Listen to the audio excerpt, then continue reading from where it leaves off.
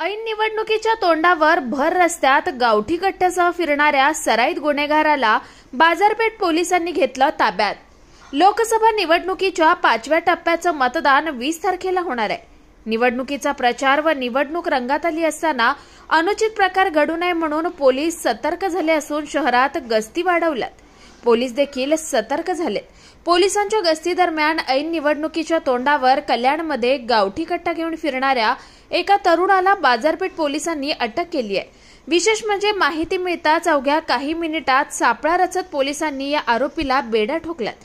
केतन बोराडे असं या तरुणाचं नाव असून त्याच्याकडून गावठी कट्टा, एक मॅगझिन, 3 जिवंत काडतूस जप्त केलेत।